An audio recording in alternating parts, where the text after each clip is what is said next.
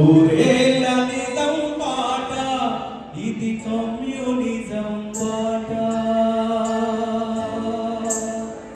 ఈ దేశ ప్రజలు త్యాగాలతో వేసుకున్న పాట.